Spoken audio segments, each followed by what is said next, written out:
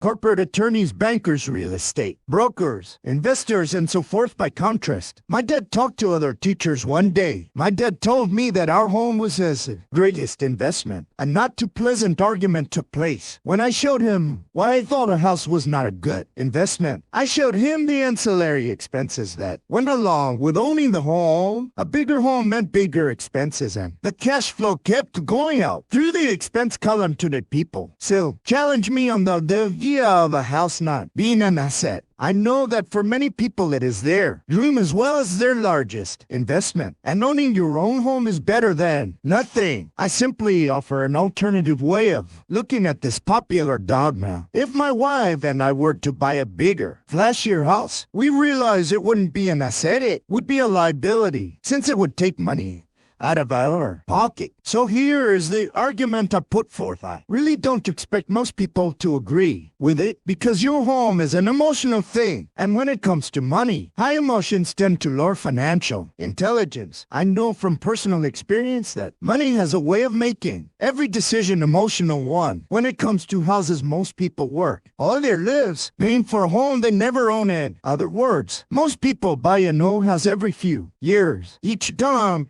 incurring a new 30-year loan to pay off the previous one, even though people receive a tax deduction for interest on mortgage payments. They pay for all their other expenses with after-tax dollars, even after they pay off their mortgage. 3. My wife's parents were shocked when the property taxes on their home increased to $1,000 a month. This was after they had retired, so the interest put a strain on their retirement budget, and they felt forced to move forward. Houses do not always go up in value. I have friends who owe $1 million for a home that today would sell for far less. 5. The greatest losses of all are the sale from missed opportunities. If all your money is tied up in your house, you may be forced to work harder because your money continues blowing out of the expense column instead of adding to the asset column. The classic middle-class cash flow pattern. If a young couple would put more money into their asset column early on, their later years would be easier. Their assets would have grown and would be available to help cover expenses. All too often, a house only serves as a vehicle for incurring a home equity loan to pay for mounting expenses. In summary, the end result in making a decision to own a house that is too expensive in lieu of starting an investment portfolio puts an individual in at least the following 3 ways. 1. Loss of time during which other assets could have grown in value. 2. Loss of additional capital which could have been invested instead of paying for high maintenance expenses related directly to the home. 3. Loss of education. Too often people count their house and savings and retirement plans as all they have in their asset column because they have no money to invest it. They simply don't invest. This costs them investment experience. Most never become what the investment world calls a sophisticated investor.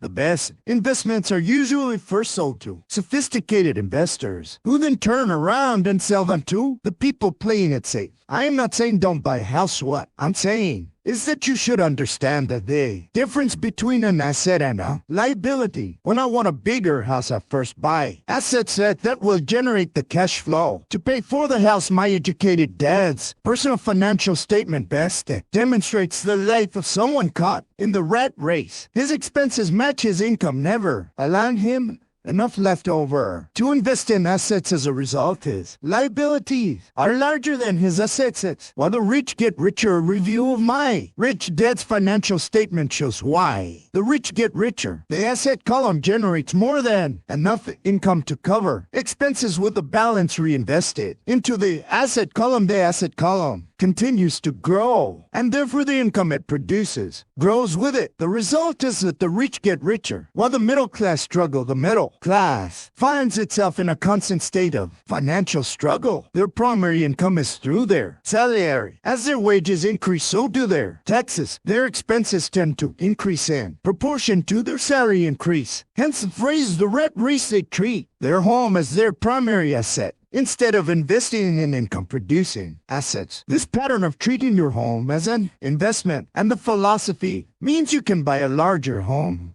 or spent. More is the foundation of today's debt-ridden society. Increased spending throws families into greater debt and into more financial uncertainty even. Though they may be advancing in their jobs and receiving raises on a regular basis, this is high-risk living caused by weak financial education. The massive loss of jobs in recent times proves how shaky the middle class really is. Financially, company pension plans are being replaced by 408 plans. Social Security is obviously in trouble and can't be relied upon as a source for retirement. Panic has set in for the middle class. Today, mutual funds are popular because they supposedly represent safety. Average mutual fund buyers are too busy working to pay taxes and mortgages, save for their children's college and pay off credit cards. They do not have time to study investing, so they rely on the expertise of the manager of a mutual fund. Also, because the mutual fund includes many different types of investments, they feel their money is safer because it is diversified. This educated middle class subscribes to the dogma put out by mutual fund brokers and financial planners. Play it safe, avoid risk. The real tragedy is that the lack of early financial education is what creates the risk faced by average middle-class people. The reason they have to play it safe is because their financial positions are tenuous at best. Their balance sheets are not balanced. Instead, they're loaded with liabilities and have no real assets that generate income. Typically, their only source of income is their paycheck. Their livelihood becomes entirely dependent on their employer. So when genuine deals of a lifetime come along, the people can't take advantage of them because they're working so hard, are taxed to the max, and are loaded with debt. As I said at the start of this section, the most important rule is to know the difference between an asset and a liability. Once you understand the difference, concentrate your efforts on buying income-generating assets. That's the best way to get started on a path to becoming rich. Keep doing that and your asset column will grow. Keep liabilities and expenses down so more money is available to continue pouring into the asset column. Soon the asset base will be so deep that you can afford to look at more speculative investments that may have returns of 100% to infinity. $5,000 investments that are soon turned into $1 million or more. Investments that the middle class calls too risky. The investment is not risky for the financially literate. As an employee who is also a homeowner, your working efforts are generally as follows. When you work for the company, employees make their business owner or the shareholders rich, not themselves. Your efforts and success will help provide for the owner's success and retirement too. You work for the government. The government takes its share from your paycheck before you even see it. By working harder, you simply increase the amount of taxes taken by the government. Most people work from January to May just for the government. 3. You work for the bank. After taxes, your next largest expense is usually your mortgage and credit card debt. The problem with simply working harder is that each of these 3 levels takes a greater share of your increased efforts. You need to learn how to have your increased efforts benefit you and your family directly. Once you have decided to concentrate on minding your own business, focusing your efforts on acquiring assets instead of a bigger paycheck. How do you set your goals? Most people must keep their job and rely on their wages to fund their acquisition of assets. As their assets grow, how do they measure the extent of their success? When does someone know that they rich, that they have wealth? As well as having my own definitions for assets and liabilities, I also have my own definition for wealth. Actually, I borrowed it from a man named Buckminster Fuller. Some call him a quack and others call him a genius. Years ago, he got architects buzzing because he applied for a patent for something he called a geodesic dome. But in the application, Fuller also said something about wealth. It was pretty confusing at first, but after reading it, it began to make some sense. Wealth is a person's ability to survive so many number of days forward. Or if I stop working today, how long could I survive? Unlike net worth, the difference between your assets and liabilities, which is often filled with a person's expensive junk and opinions of of what things are worth. This definition creates the possibility for developing a truly accurate measurement I could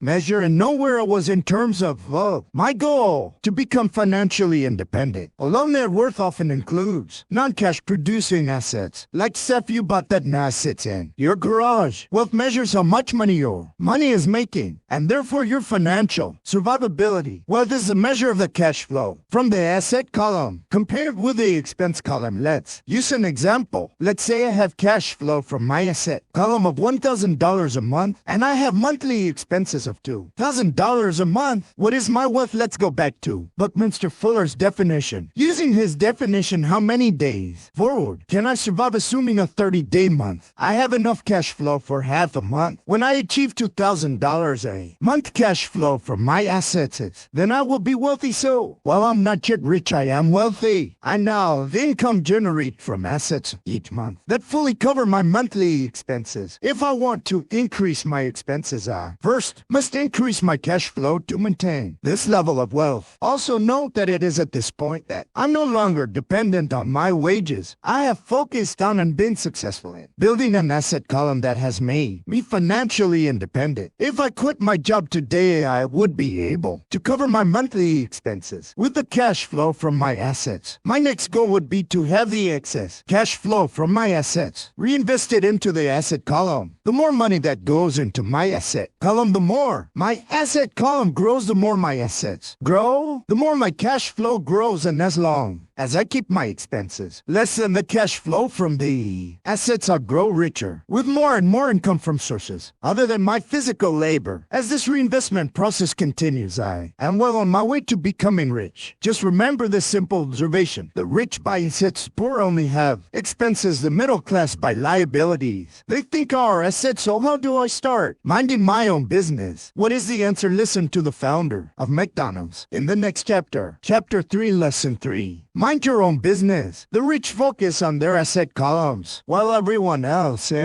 focuses on their income statements. In 1974, Ray Kroc, the founder of McDonald's, was asked to speak to the MBA class at the University of Texas at Austin. A friend of mine was a student in that MBA class. After a powerful and inspiring talk, the class adjourned, and the students asked Ray if he would join them at their favorite hang to have a few beers. Ray graciously accepted. What business I ain't. Ray asked once the group had all their beers in hand. Everyone left. My friend said most of the MBA students thought Ray was just fooling around. No one answered, so Ray asked again, "What business do you think I'm in?" The students laughed again, and finally one brave soul yelled out, "Ray, who in the world doesn't know that you're in the hamburger business?" Ray chuckled. "That's what I thought you would say." He paused and then quickly added, "Ladies and gentlemen, I'm not in the hamburger business. My business is real estate." As my friend tells the story, Ray spent a good amount of time explaining his viewpoint. In his business plan, Ray knew that the primary business focus was to sell hamburger franchises, but what he never lost sight of was the location of each franchise. He knew that the land and its location were the most significant factors in the success of each franchise. Basically, the person who bought the franchise was also buying the real estate under the franchise. For Ray Kroc's organization, today McDonald's is the largest single owner of real estate in the world, owning even more than the Catholic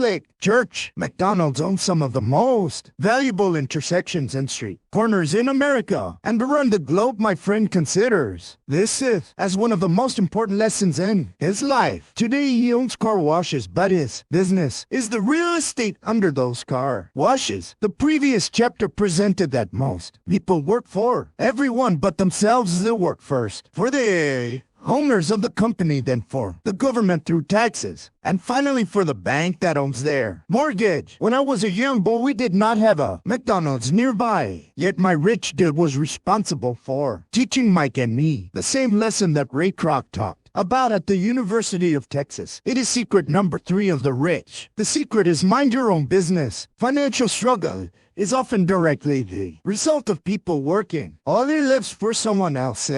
Many people will simply nothing at the end of their working day. To show for their efforts, our current educational system focuses on preparing today's youth to get good jobs by developing scholastic skills. Their lives will revolve around their wages or essay described earlier. Their income column, many will study further to become engineers, scientists, cooks, police officers, artists, writers, and so on. These professional skills allow them to enter the workforce and work for money, but there is a big difference between your profession and your business. Often I ask people, what is your business? And they will say, oh, I'm a banker. Then I ask them if they the bank, and they usually respond, no, I work there. In that instance, they have confused their profession with their business. Their profession may be a banker, but they still need their own business. A problem with school is that you often become what you study. So if you study cooking, you become a chef. If you study the law, you become an attorney. And a study of auto mechanics makes you a mechanic. The mistake in becoming what you study is that too many people forget to mind their own business. They spend their lives minding someone else's business and making that person rich to become financially secure. A person needs to mind their own business. Your business revolves around your asset column, not your income column, as stated earlier. The number one rule is to know the difference between an asset and a liability, and to buy assets the rich focus on their asset columns while everyone else focuses on their income statements. That is what we hear so often. I need a raise. If only I had a promotion. I am going back to school to get more training so I can get a better job. I am going to work overtime. Maybe I can get a second job in some circles. These are sensible ideas, but you are still not minding your own business. These ideas all still focus on the income column and will only help a person become more financially secure if the additional money is used to purchase income-generating assets. The primary reason the majority of the poor and middle class are fiscally conservative, which means I can afford to take risks, is that they have no financial foundation. They have to cling to their jobs and play it safe when downsizing became the in thing to do. Millions of workers found out their largest so-called asset, their home, was eating them alive. Their asset was costing them money every month. Their car, another asset, was eating them alive. The golf clubs and the girls that cost $1,000 were not worth $1,000 anymore. Without job security, they had nothing to fall back on. What they thought were assets could not help them survive in a time of financial crisis. I assume most of us have filled out a credit application to buy a house or a car. It's always interesting to look at the net worth section because of what accepted banking accounting practices allow a person to count as assets. One day when I wanted a loan, my financial position did not look too good, so I added my new golf clubs, my art collection, books, electronics, money, suits, wrist watches, shoes, and other personal effects to boost the number in the asset column. But I was turned down because I had too much investment real estate. The loan committee didn't like that I made so much money from rent. They wanted to know I did not have a normal job with a salary. They did not question the money, suits, golf clubs, or art collection. Life is sometimes tough when you do not fit the standard profile. I cringe every time I hear someone say to me that their net worth is $1 million or $100,000 or whatever. One of the main reasons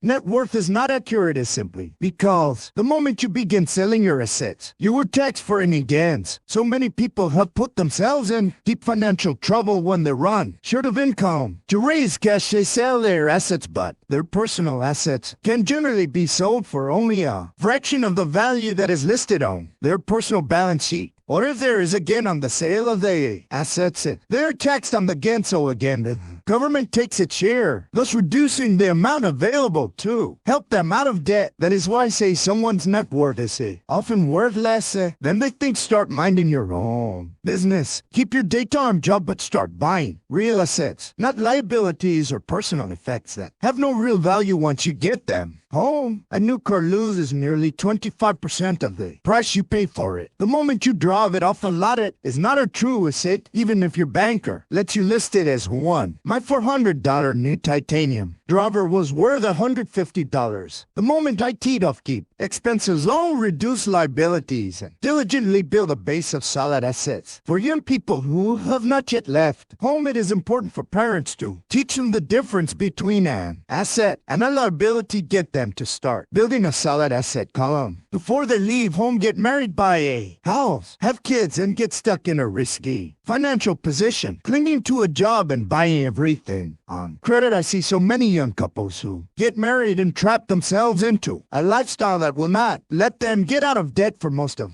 their working years. For many people, just as the last child leaves home, the parents realize they have not adequately prepared for retirement, and they begin to scramble to put some money away. Then their own parents become ill. They find themselves with new responsibilities. So what kind of assets am I suggesting that you or your children acquire? In my work, real assets fall into the following categories. Businesses that do not require my presence. I own them, but they are managed or run by other people. If I have to work there, it's not a business. It becomes my job. Stocks, bonds, income generating real estate, notes, royalties from intellectual property such as music, scripts and patents, anything else that has value, produces income or appreciates, and has a ready market. As a young bull, my educated dad encouraged me to find a safe job, but my rich dad encouraged me to begin acquiring assets that I loved. If you don't love it, you won't take care of it. I collect real estate simply because I love buildings and land. I love shopping for them, and I could look at them all day long. When problems arise, the problems aren't so bad that it changes my love for real estate. For people who hate real estate, they shouldn't buy it. I also love stocks of small companies, especially startups, because I am an entrepreneur, not a corporate person. In my early years, I worked in large organizations, such as Standard Oil of California, the U.S. Marine Corps, and Xerox Corporation.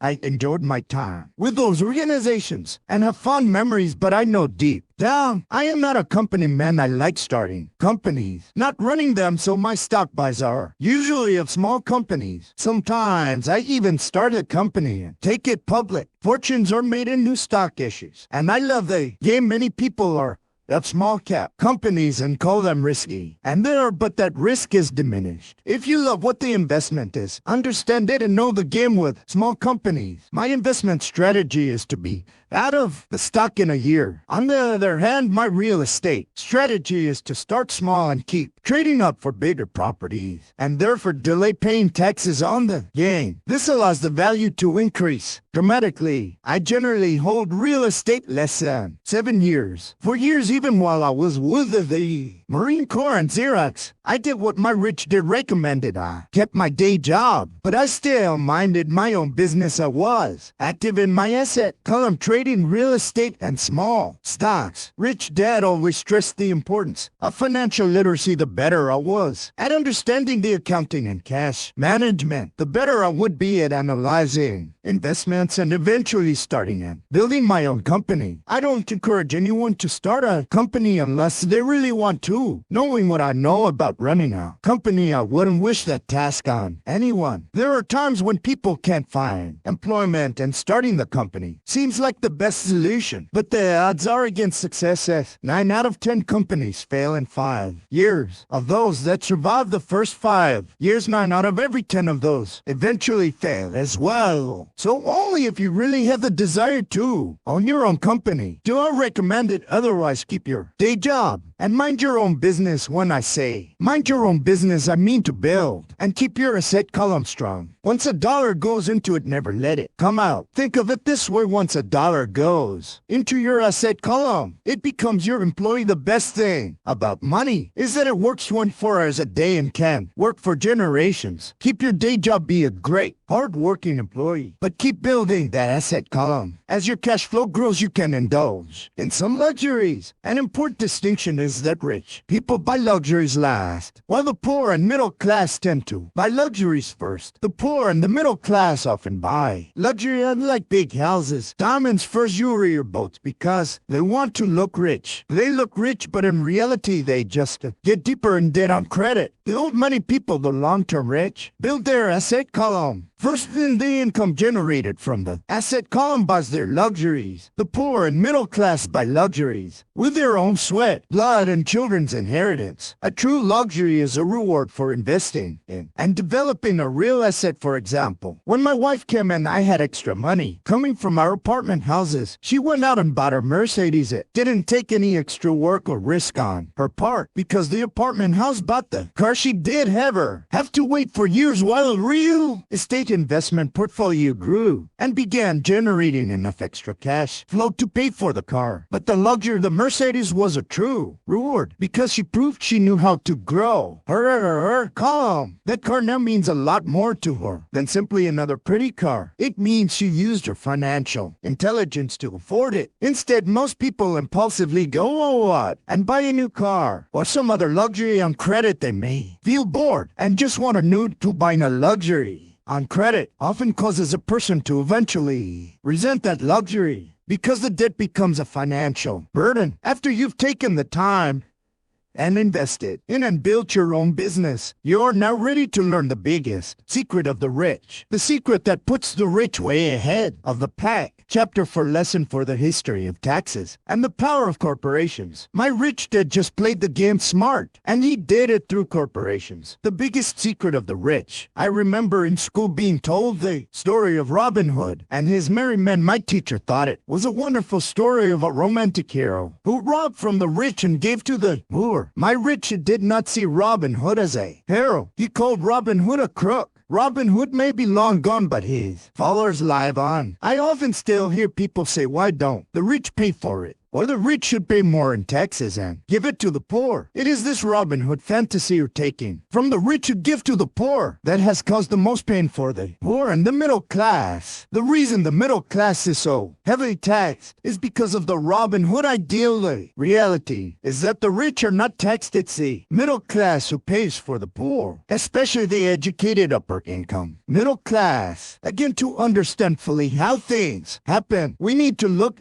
at the history of taxes. Although my highly educated dad was an expert on the history of education, my rich had fashioned himself an expert on the history of taxes. Rich dad explained to Mike and me that originally in England and America there were no taxes. Occasionally there were temporary taxes levied in order to pay for wars. The king or the president would put the word out and ask everyone to chip in. Taxes were levied in Britain for the fight against Napoleon from 1799 to 1816, and in America it paid for the Civil War from 1861 to 1865. In 1874, England made income tax a permanent levy on its citizens. In 1913, an income tax became permanent in the United States with the adoption of the 16th Amendment to the U.S. Constitution. At one time, Americans were anti-tax. It had been the tax anti that led to the famous Tea Party in Boston Harbor, an incident that helped ignite the Revolutionary War. It took approximately 50 years in both England and the United States to sell the idea of a regular income tax. What these historical dates failed to reveal is that both of these taxes were initially levied against only the rich. It was this point that Rich Dale wanted Mike and me to understand. He explained that the idea of taxes was made popular and accepted by the majority by telling the poor and the middle class that taxes were created only to punish the rich. This is how the masses voted for the law, and it became constitutionally legal. Although it was intended to punish the rich, in reality, it wound up punishing the very people who voted for it. The poor and middle class. Once government got a taste of money, its appetite grew. Said Rich did. Your dad and I are exactly opposite. He's a government bureaucrat, and I am a capitalist. We get paid.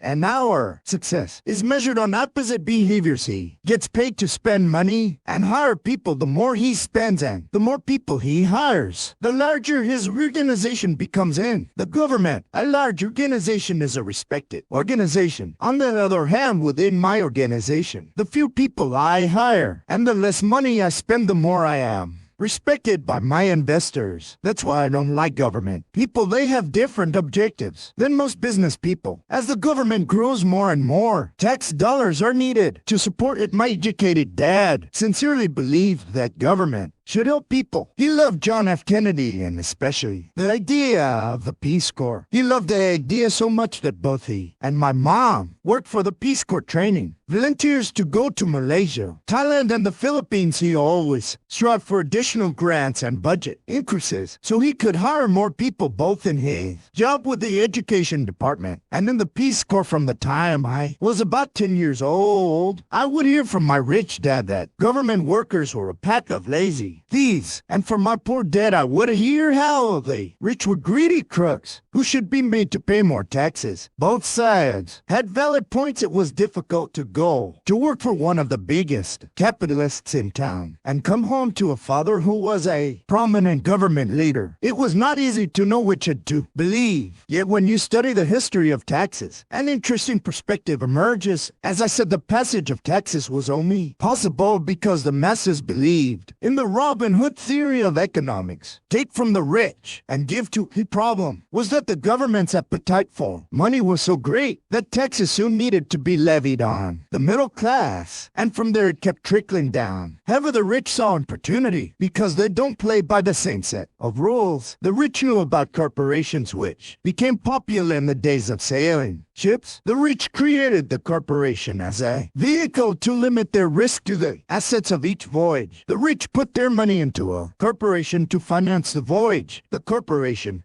would then hire a crew to sail to the New World to look for treasure if the ship was lost. The crew lost their lives, but the loss to the rich would be limited only to the money they invested for that particular voyage. It is the knowledge of the legal corporate structure that really gives the rich a vast advantage over the poor and middle class. Having two fathers teaching me, one a socialist and the other a capitalist, I quickly began to realize that the philosophy of the capitalist made more financial sense to me. It seemed to me that the socialists had ultimately penalized themselves due to their lack of financial education. No matter what the take from the rich crowd came up with, the rich always found a way to outsmart them. That is how taxes were eventually levied on the middle class. The rich outsmarted the intellectuals solely because they understood the power of money, a subject not taught in schools. How did the rich outsmart the intellectuals? Once the take from the rich tax was passed, cash started flowing into government coffers. Initially, people were happy. Money was handed out to government workers and the rich. It went to government workers in the form of jobs and pensions, and it went to the rich via their factories receiving government contracts. The government received a large pool of money, but the problem was the fiscal management of that money. The government ideal is to avoid having excess money. If you failed to spend your allotted funds, your risk is losing it in the next budget. You would certainly not be recognized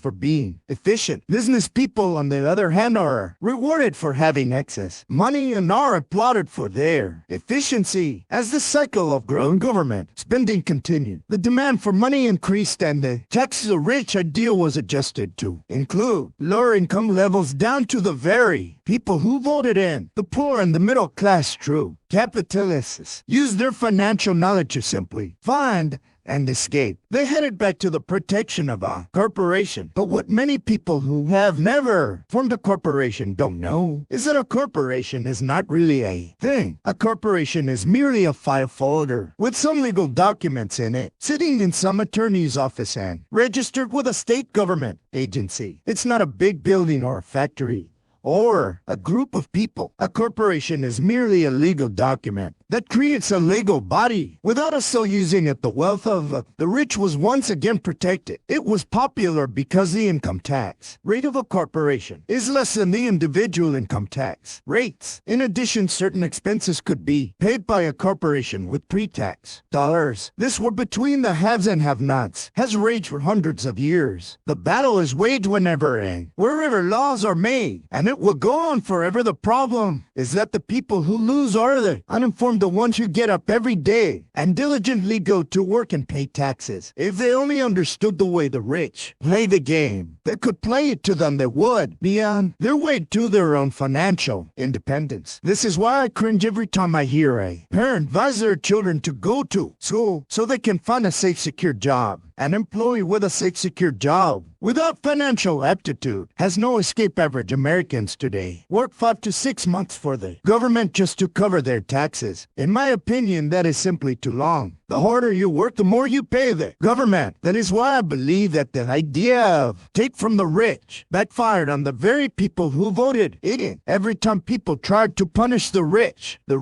don't simply comply, they react. They have the money, power, and intent to change things. They don't just sit there and voluntarily pay more taxes. Instead, they search for ways to minimize the tax burden. They hire smart attorneys and accountants and persuade politicians to change laws or create legal loopholes. They use their resources to affect change the tax code of the United States also. Alas,